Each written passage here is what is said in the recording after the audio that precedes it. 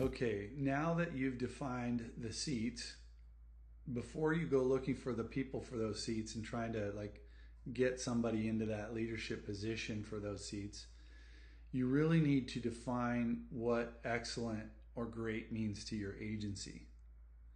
And what that means is for each seat on that leadership team, you're going to define the top 3 to 7 key performance indicators that you want them to be accountable to and monitor. And you also want to know what are their weekly, or you want to define what their weekly responsibilities needs to be for that seat on the leadership team. You want to clearly define what decisions they own in that role. That means no one else has that decision, but they do. They're accountable to that. And outline what great looks like in that seat for that person, even though you don't know who they are yet. Because people really can only drive performance and only perform when expectations for their role are black and white. When ambiguity starts to creep in, people tend to either pause and stop and think someone else is gonna take over, because it's like, well, that I don't know if I should do that or what. So the clearer you can be on what your expectations are for that role in the KPIs they're accountable to, their responsibilities, the decisions they own, and hey, if you're doing a great job, this is what it looks like.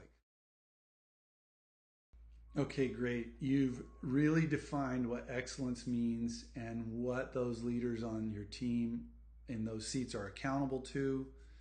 You've got that just black and white. Now, when you're starting to look for those people, you need to look for people that you can hire or develop who can make decisions. Why? Because a real leader proactively solves problems. They manage complexity. They make decisions without you. They drive results through others. And they communicate clearly. And they don't crumble under pressure.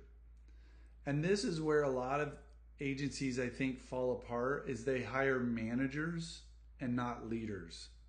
They develop managers, and you need managers, so don't hear me wrong, but on the leadership team, you need leaders.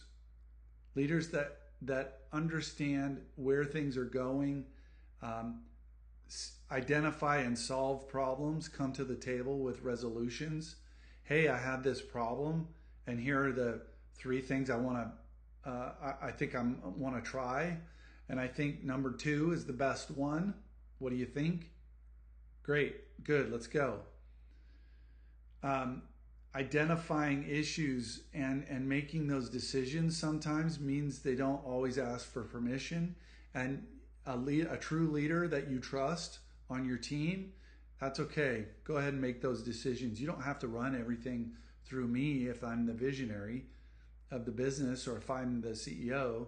By the way, one thing to think about here is some people default leadership to the person that owns the most of a business, the largest equity holder. Oh, so-and-so owns 65%, so they must be the leader.